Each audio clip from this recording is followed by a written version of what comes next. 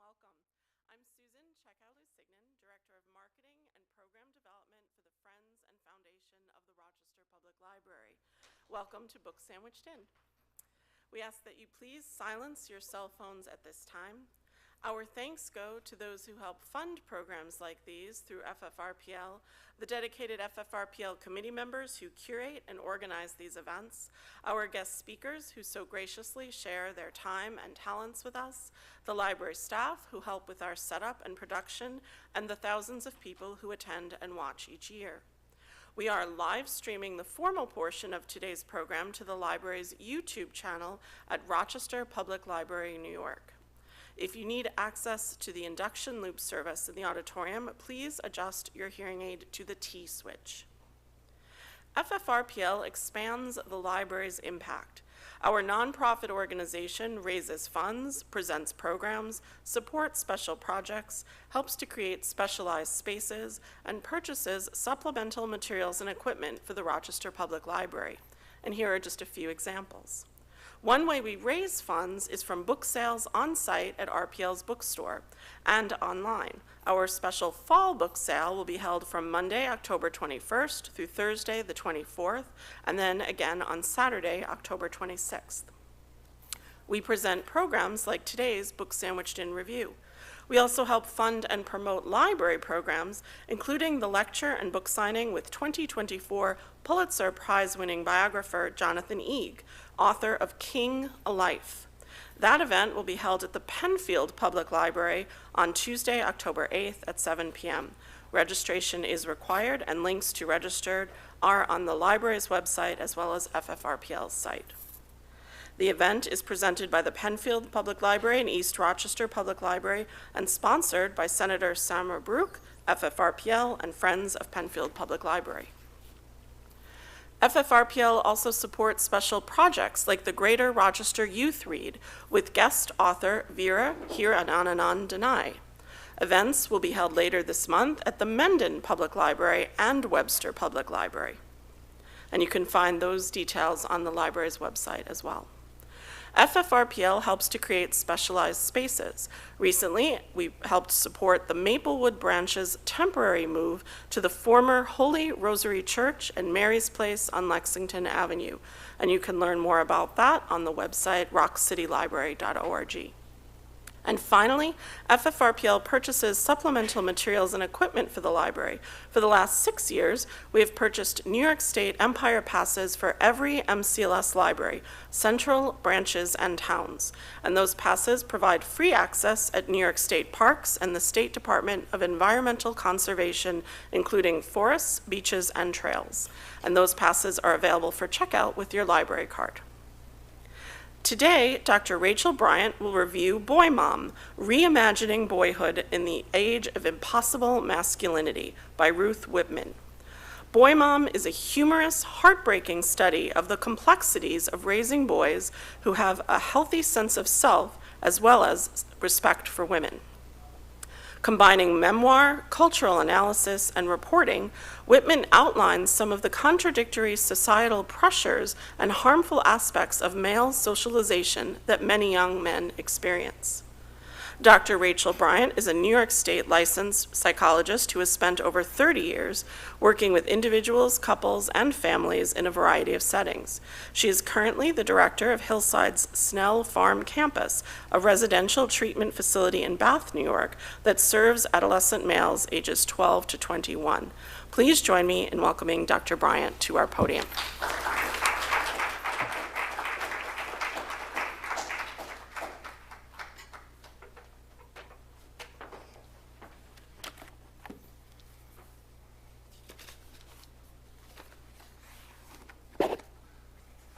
Good afternoon. Let me turn my little guy on here. Okay, thank you, Susan. Yes, my name is Rachel Bryant, and I work for Hillside. Hillside is based in Rochester, actually. It has nearly 2,000 employees that provide services, community services, foster care services, work scholarship connection program, and it also has 4 residential campuses. Two are right here in Rochester, one is in Auburn, and I have the pleasure of being the director of one in Bath, New York. I had the privilege of joining the Hillside family almost 6 years ago. I can't believe it's been that long. And in working with adolescent boys, I was thrilled to be asked to review this book.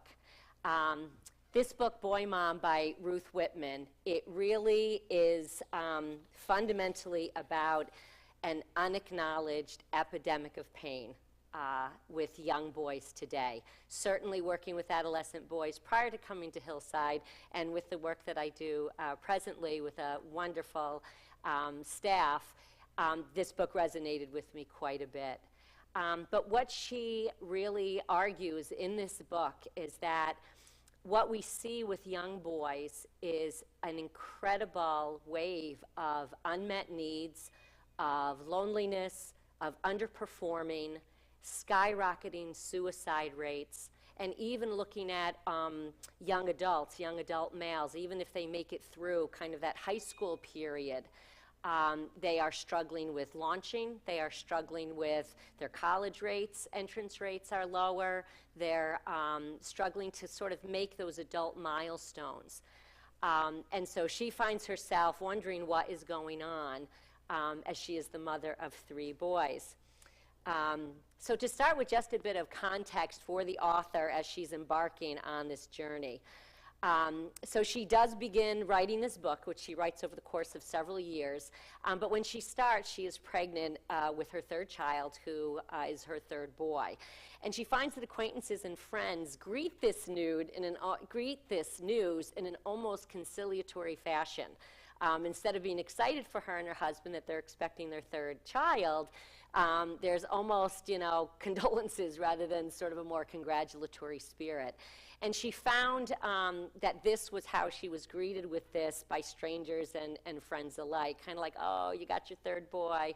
Oh, well, it'll be okay, sort of that kind of attitude. And she and her husband actually knew they were having a boy due to prior issues with fertility. These were frozen embryos. So they went into this not just trying to get the girl, but they knew that they were going to be pregnant with the 3rd male child. But she was kind of dismayed at the lack of enthusiasm from friends and family. She is a feminist, and she was raised by a feminist mother. And she says this not as kind of, I'm going to beat that drum, but she's very transparent about who she is, what her history was, what her historical roots were, what her values are, and really her point of view. What she does in this book is she is challenging herself, as she calls the reader to challenge views, as she's just trying to understand this. Now pregnant with a 3rd male child, at a very difficult time, historically, where we find ourselves in our culture, she's scared. And in her own words, it's 2017, and it's the pussy-grabbing, Me Too, toxic masculinity. We are riding this wave, full-blown waves, and it is in our face every day, in the news, in our conversations, at work, at home, on the news feeds. And so she says, I'm terrified.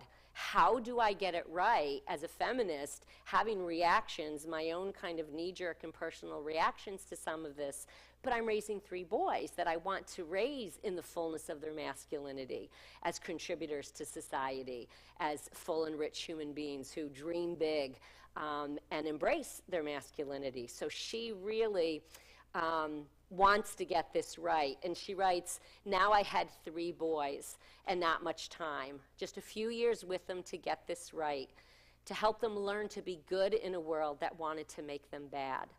I was out of my depth. I wanted this book and I needed this book, but it didn't exist. So I had to write it. So this is really, and she makes statements like, where she says, in a world that wanted to make them bad. She really will say these provocative statements, but she is very sort of transparent that It's part her knee-jerk reaction, it's part her own questionings, it's part her own fears, but what she does throughout this book is she explores it.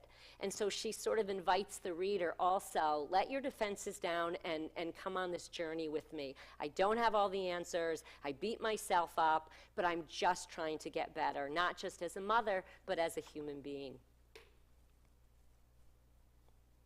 So when you're telling a story or a joke, you're supposed to save the punchline till the end. I'm saying mine right at the beginning. I highly recommend this book. And the reason I kind of open with that is because I do hope that this is an engaging hour, you know, the time that we have together this afternoon, because it really is a book that really invites the reader to engage with her. She certainly doesn't pretend to have all the answers, but she's asking all the questions. She writes that she puts 2 quotes right at the beginning of the book, before even the introduction. And one is, boys need healthy self-esteem. They need love. And a wise and loving feminist politics can provide the only foundation to save the lives of male children. She says things that are evocative in this book. Patriarchy will not heal them. If that were so, all would be well. And again, she will make you think, she will make you react. I found myself reading some of the things that she writes and going, well, wait a minute, I'm not sure that I agree with that 100%. But she herself will say, I don't know if I do either. I'm trying to get this right. But the second quote she puts right at the beginning is, and now cried Max, let the rumpus, wild rumpus start. And for those of you who may know, that is from Where the Wild Things Are. And I have 2 kids. One is 20, one is almost 23. And as over the years, my husband and I had the sad task of recycling, you know, their children's books and children's toys. I kept about a dozen, you know, of my favorite books that I loved reading to both of them when they were growing up, and hope maybe one day to read to grandchildren. And so I kept about a dozen of them, and this was one of the ones that I kept because it has such just boyish wonder. It is just a great story. Girls and boys both like this, but it's just a great boy energy. And I feel like she puts that right at the beginning because she too doesn't want to lose boyishness. This isn't about trying to say that masculinity is all toxic or it's all wrong, but she's saying something in our culture is wrong, something we're getting wrong because boys are hurting. And it's again sort of this unrecognized epidemic where boys are struggling and they're not performing and they're not launching. And of course, there's this terrifying rate of suicide that we're seeing in male adolescents. So in terms of kind of sort of the formal part of this review, there were 3 features that really stood out to me, almost right at the beginning and then really carried through as the 3 things that I loved most about this book. The first one, as I've said, it's evocative and engaging. She has a wonderful way of making strong statements but questioning them herself in a way that you don't feel like she's shoving something down her throat. She is not saying, I'm a feminist, this is my point of view, this is where I'm coming from, this is how to get it right. Quite the opposite. She is challenging herself throughout this book. So, but she is really asking the tough questions and she's putting out there, and she's just a wonderful writer. So it's also just pleasurable to read just how she turns a phrase or how she'll take something that, you know, you've thought of, but she articulates it in a way on the page that is just lovely. Secondly, I appreciate about this book, it's very culturally researched. She spends several years talking with boys of all walks of life, researchers, academics. She goes to residential treatment campus. She goes to classrooms. She goes to online forums. She's really trying to get this right. And she's really trying to sort of check herself and her own perceptions. And so you get in this book also, I felt like I got exposed to different worlds of young men that I had little or no exposure to. So it's also a very interesting read just in terms of kind of where she goes. And again, you know, from the East Coast to the West Coast, She sits in, she'll talk with therapists, and they'll say, come, sit in on my boys' group. So she sits in on the therapy groups with young males, and she talks with therapists who have worked with boys for more than 10 years. And they talk about the changes that they've seen in young men over the years. And the third outstanding feature is, this is a mother story. At its core, what she says right in the beginning, I needed this book, it didn't exist. She needed it as a mother. She needed it as a mother. And so her 3 boys, Sully, Zeffie, and Abe, Abe is the one that she's pregnant with when she starts, she just, brings them in for anecdotes. But she, sometimes when she writes about them, I think, what are they going to think about that when they're older? But she clearly, she and her husband love these boys dearly. But she's also very transparent about how difficult it is to raise 3 boys. She was one of 2 girls, kind of studious sisters. So this territory of, boy fighting and wrestling and energy is very unfamiliar. And she doesn't like a lot of it. And she's transparent about that as well, as she's really struggling, even ends up getting her boys evaluated at one point. So this is just, it's a mother story. And so there's so much that I think the reader can identify with, certainly if you've had children, but just having been a child or just having friends or, or grandkids or just kids that we've been around. It is certainly her efforts to love her children the best she can, and she uses what she does as an author to that end. So just sort of a quick word about biases. She's very transparent about her biases. Again, she is constantly challenging. She beats herself up in this book. She, says where she gets it wrong. And she says where she doesn't want to lose, though, at this point in her life. She has developed her sense of self, her sense of values, her sense of point of view, and she doesn't want to abandon that, but she wants it to continue to evolve. So she's in kind of this struggle with, trying to get it right, trying to be true to who she is, but also very much questioning and wanting to learn. And especially, again, this unfamiliar world of raising boys. And she writes, everywhere I turned inside my own brain, I found contradictions and hypocrisy. Disoriented, I veered wildly between disgust and defensiveness. While the feminist part of me yelled, smash the patriarchy, the mother part of me wanted to wrap the patriarchy up in its blankie and read it a story. So, you just can't help but sort of feel just, the mother in her that, again, is sharing with the world, here's my struggle. So nature versus nurture, and again, we all know it's both. Both have influence. But she asks, sort of important question. She says, I don't deny that there's differences between boys and girls. That's not the point. But do we give too much license, too much space to bad boy behavior and just call it boys will be boys? Do we just make assumptions about boys' behavior, that they behave that way because they're boys? And are we doing them a disservice? And that's the argument she makes in the book. So, for example, one of the biggest differences between how boys and girls, their brains develop is, this part of your brain, the prefrontal cortex, that's kind of, where our executive functioning is. So that's kind of the part of our brain. It's one of the last parts to develop. And that's the part that really is, if you think of think before you act versus act before you think, that part of our brain that really strategizes and organizes and plans things and has impulse control, that part really does develop more slowly in boys. It catches up and is quite as effective in later years.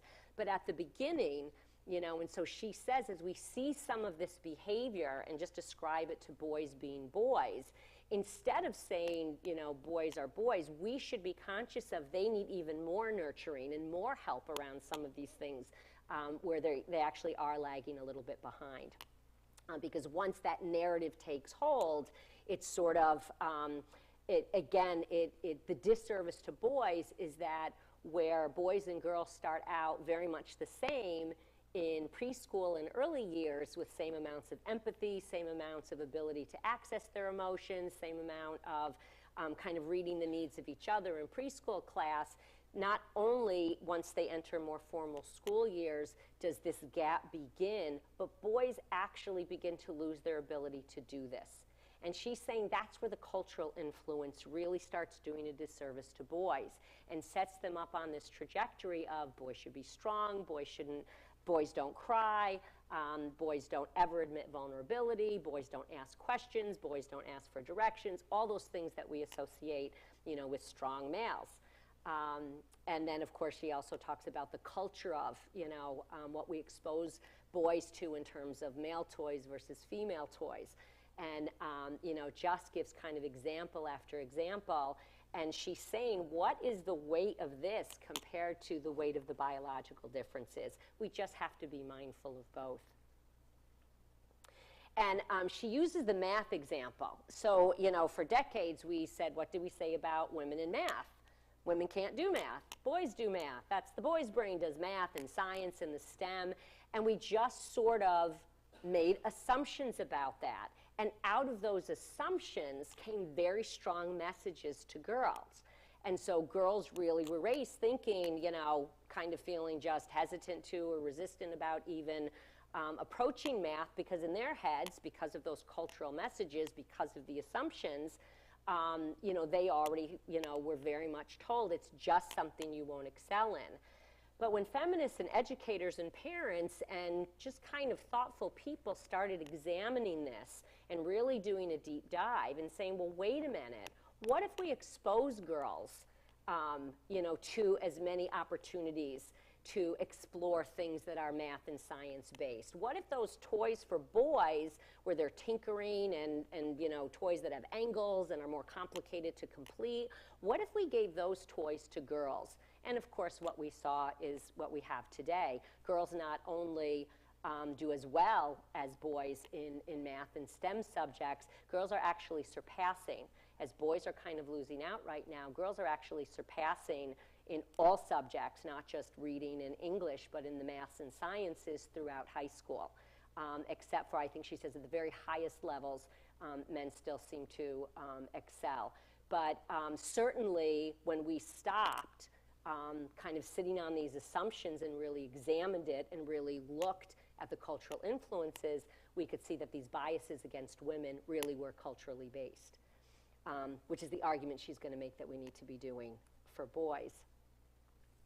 So other ways we nurture, and there's lots of experiments where they'll hand adults a baby, and so infants, you can't tell if they're a girl or a boy, half the time, so they would dress them as a girl, they would take that same infant and they would dress it as a boy, and then they looked at how did the adults, respond to the baby. And there was just great difference. If it was a little girl, it was much more softer tones, coddling, soothing, tending to see a girl child, whether it was a girl child or not. If they were crying, oh, you poor thing, seeing them as sad and needing nurturing.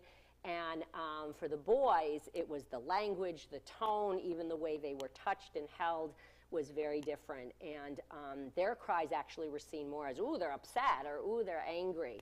So again, these very powerful messages that unwittingly we are giving boys and girls right from day one. And so she's really looking at all of this and saying, where is this related to the pain that we're seeing? This isn't about which is good or which is bad. She's saying, you can kind of make up your mind for that yourself. However, boys are hurting. They are committing suicide. They are reporting to her, virtually universally, that they are lonely and disconnected. And their functioning and their ability to make that transition into adulthood and meet those milestones that we think of when we think of successful adulthood. These aren't just some, men on the fringe. This is becoming more and more mainstream. And so this is really about, again, with her 3 boys, she wants to understand this. Girls' TV shows tend to focus on relationships.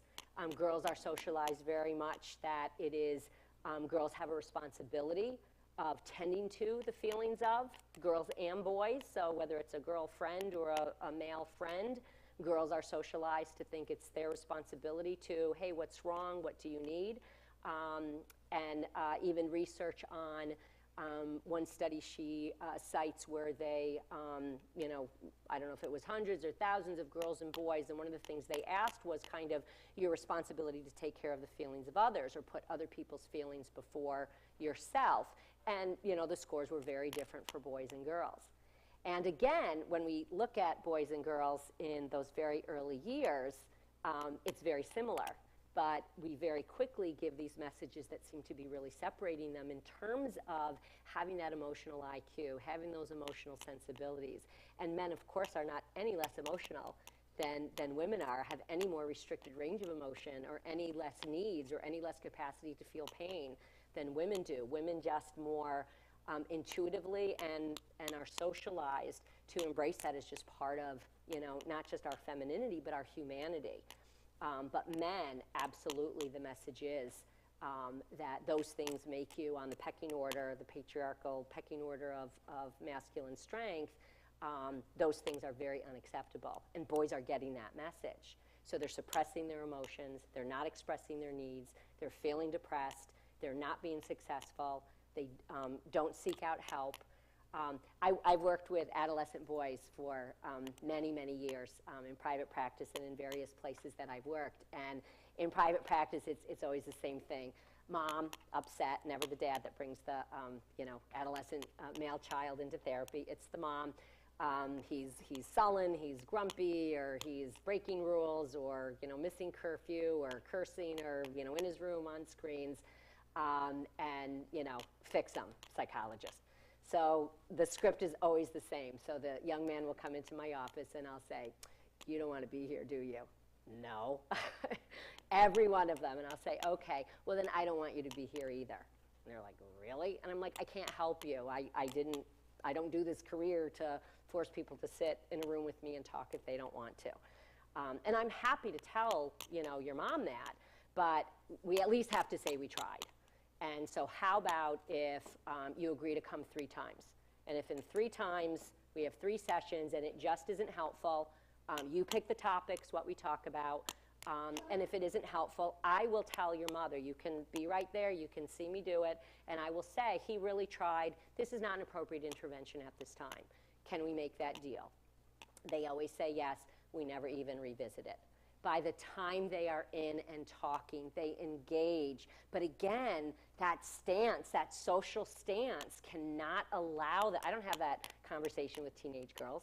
I have that conversation with teenage boys. And, but again, after that initial conversation where I just give them the power that I'm not going to be another female, you know, maternal figure forcing them to sit here and talk, they do all the talking. And then, you know, they start talking about all the things that are going on in their life with relationships and friends and sports and school and what they like and don't like and their parents and, you know, all of that. And it never, and then we get to the end of the 3rd and I'm like, so what's your schedule? Oh yeah, I can come next Tuesday at 5. Okay, you know, and I write it down, and it is so consistent. And so I always think, you know, so I've thought about some of these things, but absolutely she just took me certainly deeper into my own thinking about these issues. Little boys are buddy, little girls are, you know, sweetheart or princess, and she talks about her own 3rd child when he was entering, I don't remember if it was preschool or kindergarten, but same kind of thing, you know, all the mothers are standing watching their little kids, you know, tearful, watching their kids going into class for the first time. And male teacher, and he was out there and engaging, you know, just very friendly.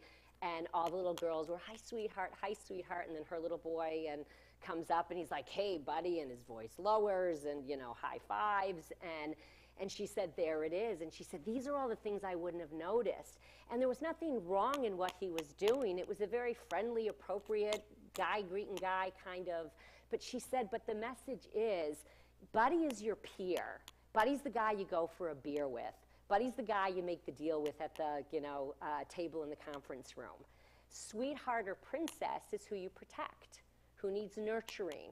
There's an implicit power imbalance in when you lower your tone, when you talk in a certain way. And so she said once she started, you know, reading this, researching and writing this book, she was seeing this everywhere. And, you know, I certainly sort of found this the same kind of thing as I've sort of been just, again, more acute observer since reading this book. But that was a very powerful example. And then again, up through kindergarten, boys and girls express same amount of emotional just expressiveness. I remember when I was 17, 18, and 19 years old, for 3 summers, I was the assistant head counselor at a summer day camp for 2 to 5-year-olds. I still remember it.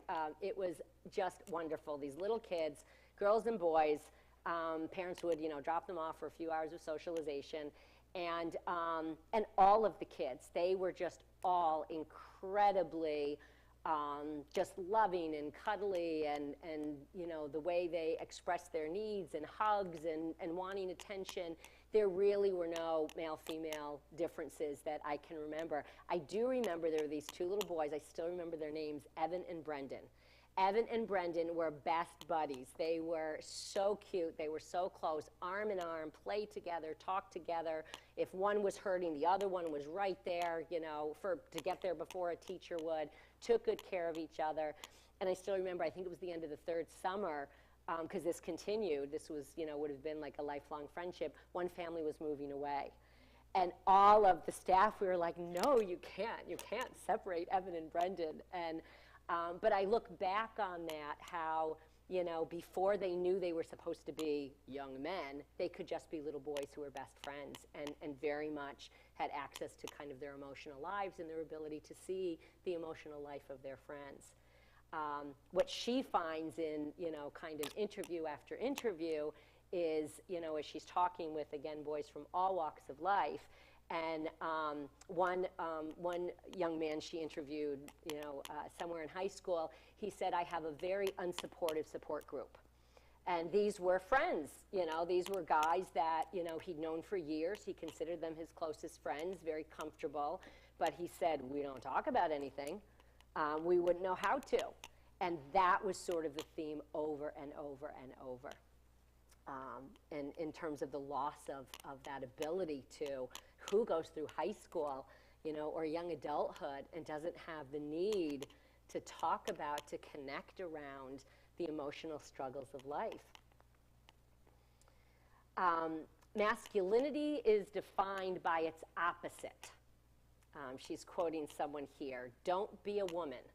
So masculinity traits are actually anti-femininity traits. Toughness is always part of it. Be strong, show courage, be independent, don't ask for help, and essentially, it's okay to be aggressive. And the reason this quote is so important is because the author of this quote, he was one of a group of people that wrote the guidelines for the APA, the American Psychological Association, the guidelines on how to work with men in therapy. In, I think, 2019, the APA came out with guidelines for how to work with men in therapy. As a psychologist, I didn't know that we didn't know that men's relationship with emotions was different than women's relationships with emotions. But in 2019, they actually came out with guidelines sort of acknowledging this. And, you know, this gentleman was on the panel that, you know, put these together. And so she reached out to him, and, you know, in their conversation, he says this. And he says, that's what we're left with, you know, that males, you know, can you imagine that? And if your definition of being a male is to not be a woman, then by definition, women are inferior.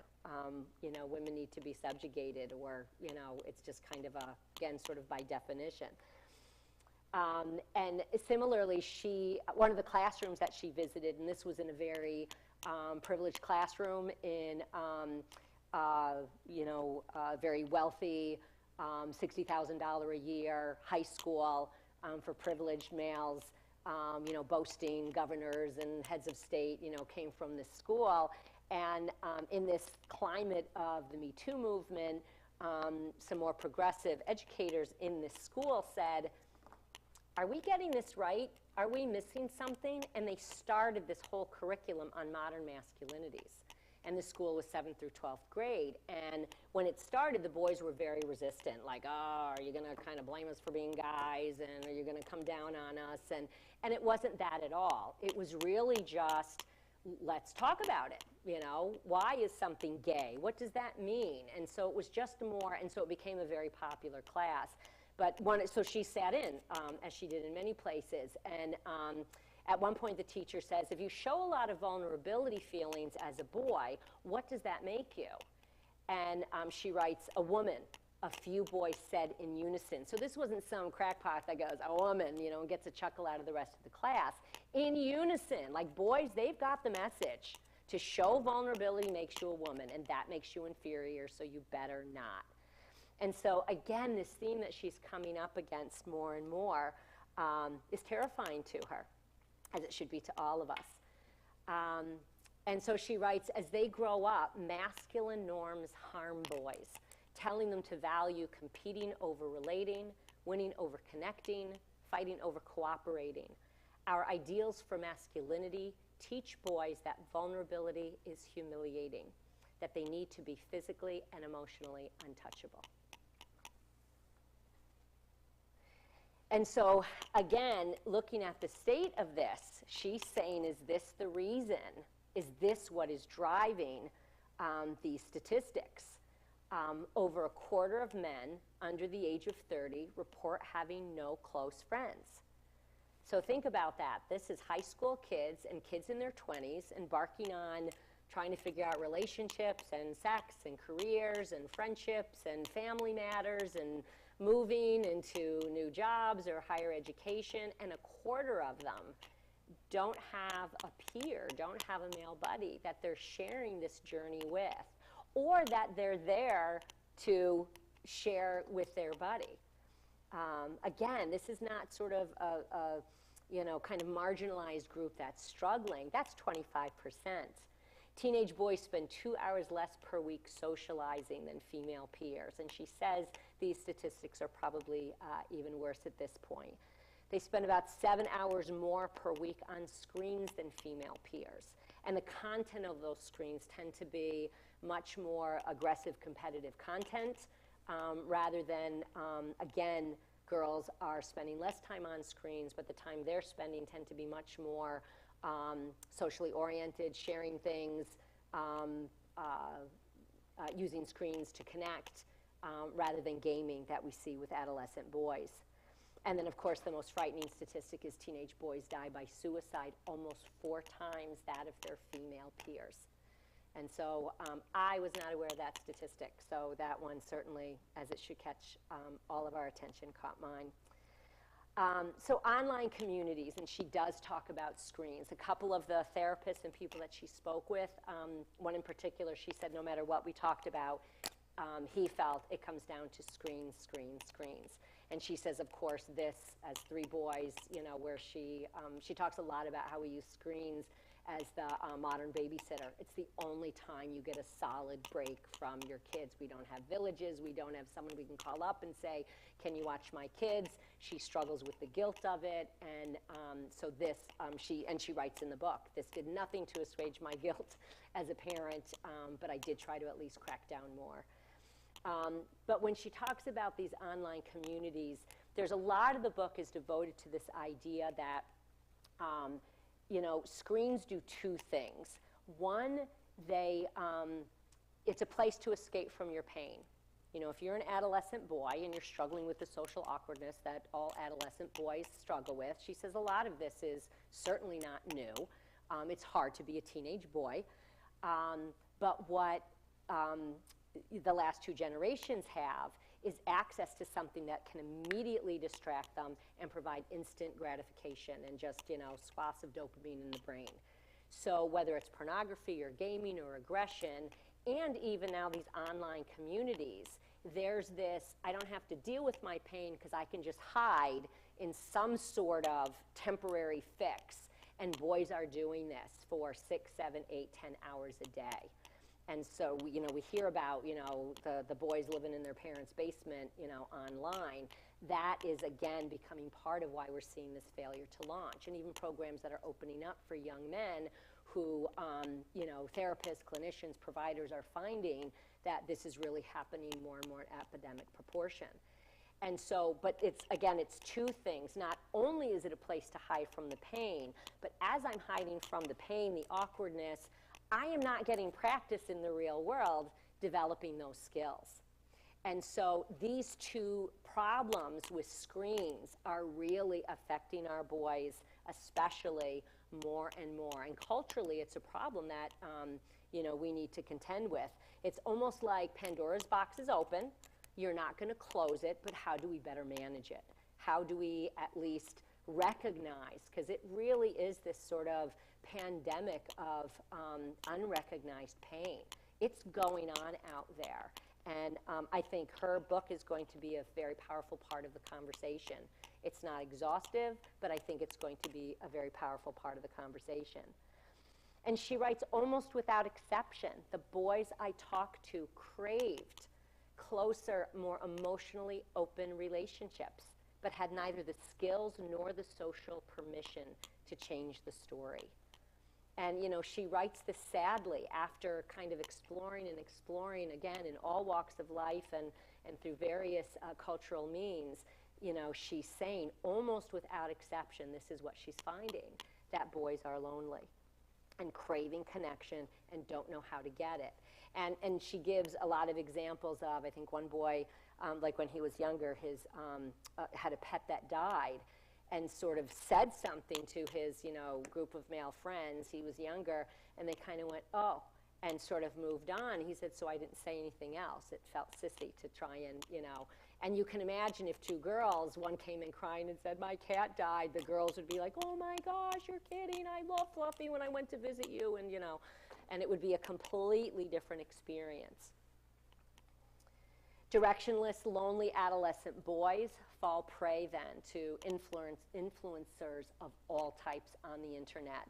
And she doesn't talk about this, but we certainly read about the logarithms. So you go one place on the internet and the behind the scenes, it sees where you're going, so it sends you to other sites that kind of dig you deeper and deeper down the dark hole. And so boys are finding these places to hide. And in that, they find some community. They find some place of connection that they're craving in real life, aren't getting it in real life, don't know how to get it in real life.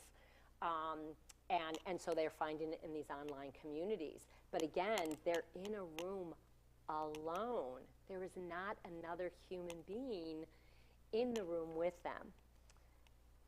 And it's this, treacherous cyclical trap where you get your needs met, and so you don't practice getting your needs met in real lifetime in your real life. The pain of that sends you back here. And so you begin, and some of the boys she interviewed, they even say, I feel like two people. I've got this kind of online persona where I can be more open and I can share feelings, and I can't do that in real life where it's awkward, and sometimes people are downright mean or don't know how to respond to me, or it's just easier to go in the basement on the screens and I can get all the sex and company and interaction that I want there. But of course, it doesn't work.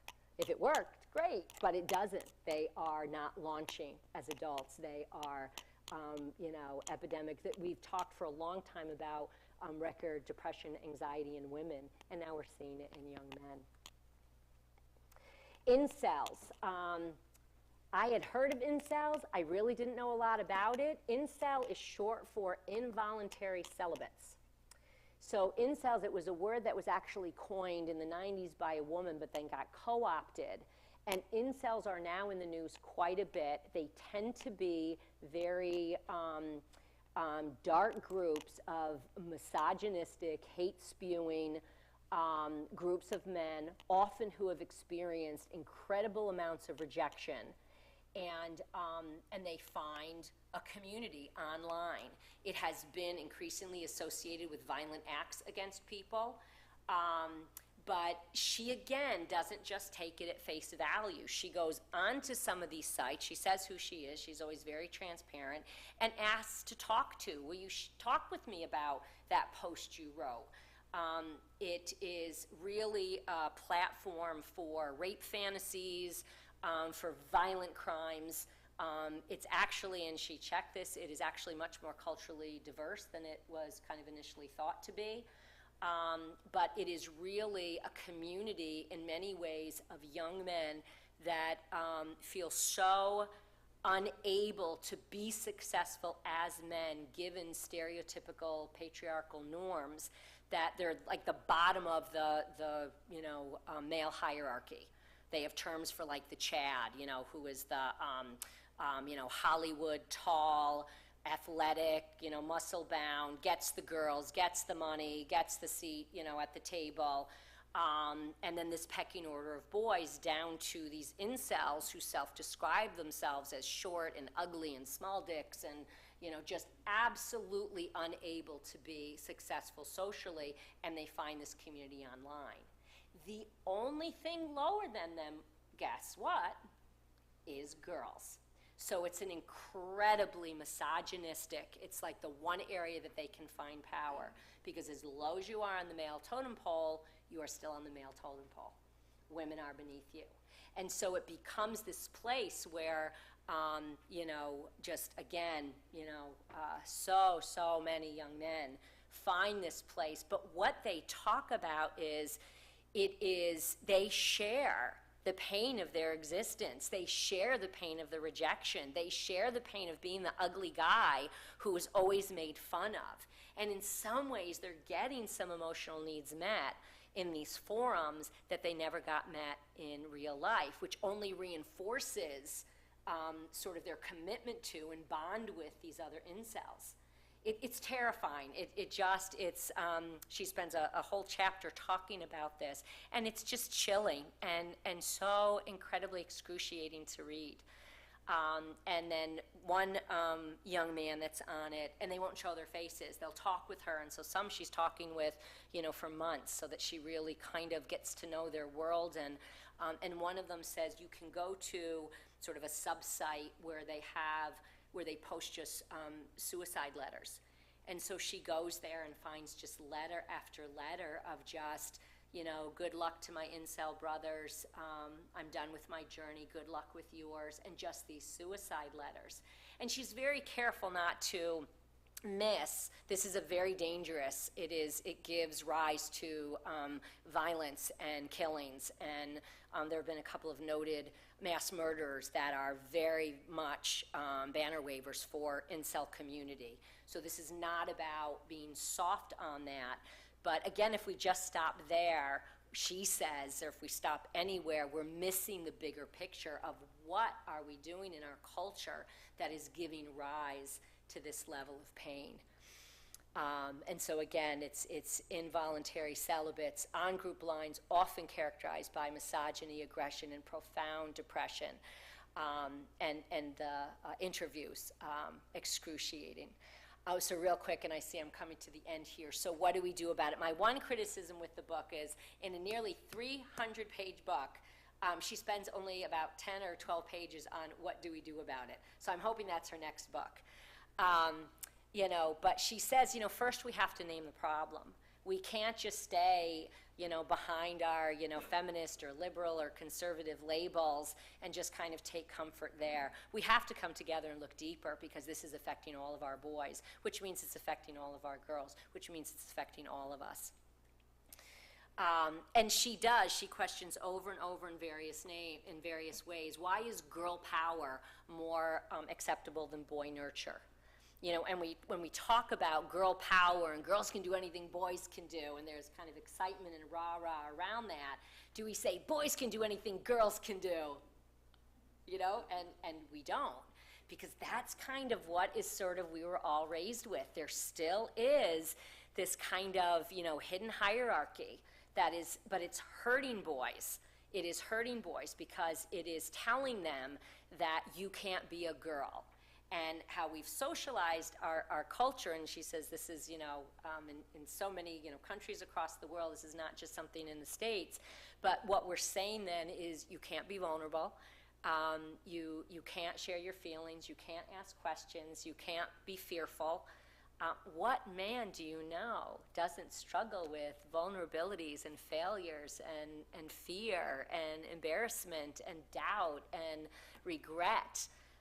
And yet, we do not give permission and space to talk about it, just honor it, not as something that is weak or inadequate, but just that's something that's part of our human experience. But we do give space to what has become toxic masculinity. We do give space to, and one of the things she says about the Me Too movement, it's the first time that the women are driving the narrative. Back when the Me Too movement started, it was the first time the women started driving the narrative about sex. And so she's saying kind of, what we've done in the feminist movement, we need to have sort of a parallel movement, where we've kind of unleashed, the awesome capacity of women. We need to unleash the awesome capacity of men, and that's, the book is making that argument. So what if we had sort of a parallel men's awakening, my term, not hers, to what the feminine movement did for girls. So where the feminist movement said, yes, girls can do anything boys can do. What if we said, and boys, I can tell you that I've worked with a lot of couples. I'm talking heterosexual couples, so, husband and a wife. And I've worked with many. And what we talk about very early on, and probably, easily 90% of the couples that I've worked with is, I sort of make this joke, if the wife says to the husband, honey, can we talk? The husband's like, oh God, what did I do now? Okay, fine. But if the husband says to the wife, honey, can we talk? The wife's like, okay, when, where, how, let's, And because for women to talk and to express need and to express pain, it doesn't make us feel like less of a woman. But for a man to express fear, concern, doubt, that's going to make me feel like less of a man. So and then why would you want me if I've just made myself less of a man? And so even just undoing that dynamic a little when I work with couples is very powerful. And we talk about that capacity to own what you're scared of, to own what you regret. Do you know the courage and strength it takes to do that? And men that resonates with them right away because they know it's the very thing they're struggling with doing. So they know it takes a certain strength and courage and risk to do that. And then we find, so women get, closer partners, men get more sex, everybody's happy. But it's a very, very common dynamic that I certainly find with men and women.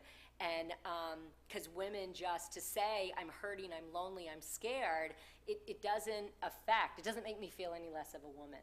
But men are not allowed to say those things. And so she's saying, but they are feeling those things, and if we don't address it in a healthier way, we have young boys who are being raised to not develop, to now have this epidemic wave of depression and those horrific, rates of suicide that we're seeing. And she says, what if we built curriculums for teachers and students that teach how these expectations and pressures to be masculine affect boys' social, emotional well-being as well as their academic engagement and performance. And parents can help campaign for schools to pull back on the harsh discipline. 90% of discipline in schools is against boys, not girls. Again, instead of listening to boys, what's causing them to act out, we just focus on their behavior. And I will add, on my campus, this works. My campus is a campus of adolescent boys who probably 100% of them have been expelled or suspended, are behind in grades, have had terrible experiences in school, have just gotten incredible amounts of disciplinary, disapproval. And they come to our school, our residential campus, and our whole treatment model is about when they start acting up, it's what do you need? What do you need? So if a boy is pushing his paper away or talk smack, what do you need? Come on, let's take a break. And we find that these boys, they're coming to school, they don't miss school, they're recovering credits, they're back on track, they're passing Regents exams, because we don't treat it as the behavior part. We look at what's the emotional trauma going on, and that's very much Hillside philosophy. We look at what's going on. We're a very trauma-informed agency. And so we see certainly every single day that this works. And just a final thought, I will quote her: for men and boys, this is not about losing power, but about gaining freedom and connection, an opportunity to become more fully human. This is a hopeful project for all genders, and we should sell it as such. Thank you very much.